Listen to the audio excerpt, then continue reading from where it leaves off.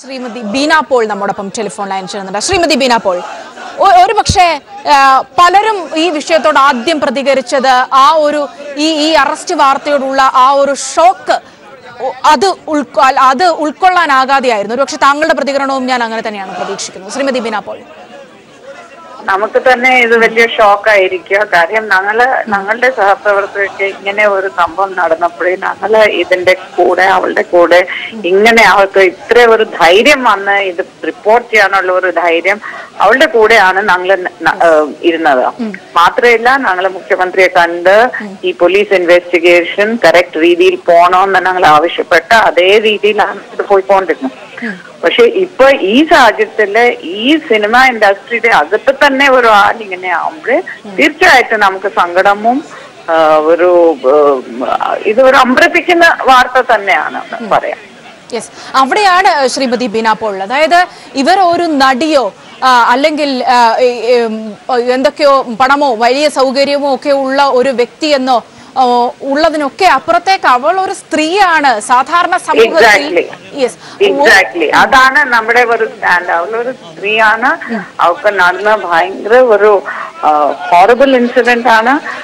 പക്ഷെ ഇപ്പൊ ഈ വാർത്ത കേട്ടിട്ട് ശരിക്കും നമുക്ക് എല്ലാവർക്കും ഈ മലയാളം സിനിമ എല്ലാവർക്കും ഒരു സങ്കടവും ഒരു ഷോക്കായിട്ട്.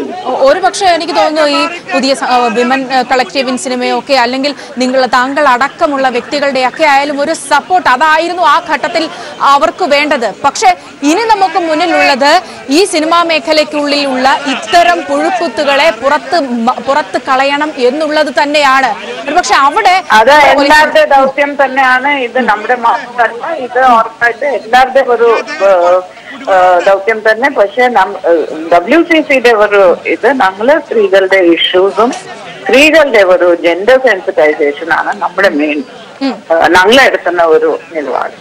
ഒരുപക്ഷെ WCCയുടെ ഒരു വലിയ ഗുണമെന്ന് പറയുന്നത് ഇത്രയും കാലം നമുക്കറിയാം എന്തൊക്കെ വിഷയങ്ങൾ മറിച്ച് സംസാരിച്ചു കഴിഞ്ഞാലും സിനിമാ മേഖലയിൽ സ്ത്രീ എന്നത് ഒരു അഭിനേത്രി അല്ലെങ്കിൽ ഒരു സ്ക്രീനിന് മുന്നിൽ അവതരിപ്പിക്കാനുള്ള ഒരു ഉപകരണമായി മാത്രം പലപ്പോഴും സിനിമ കൈക്കൊണ്ട് നടന്നതുപോലെ തന്നെയായിരുന്നു അവളുടെ ജീവിതവും എന്നതിനപ്പുറത്തേക്ക് ശബ്ദമുയർത്താൻ സ്ത്രീക്കുള്ളൊരു സ്പേസായി വിമൻ കളക്റ്റീവ് ഇൻ സിനിമ മാറുകയാണ്.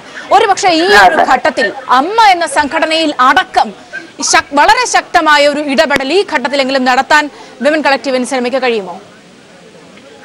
കഴിയുന്നതെന്ന് ചോദിച്ചാൽ ഞങ്ങളുടെ ഒരു ഇത് ജസ്റ്റിസ് തന്നെയായിരുന്നു.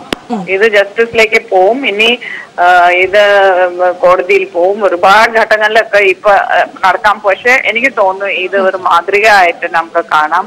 ഒരു സ്ത്രീ ഒരു കംപ്ലൈന്റ് കൊടുത്താൽ ഉറപ്പായിട്ട് അത് മുമ്പോട്ട് തന്നെ പോവും. യെസ്, വളരെ നന്ദി ശ്രീമതി ബീന പോൾ അവസരത്തിൽ ഞങ്ങളോട് പ്രതികരിച്ചതിന്.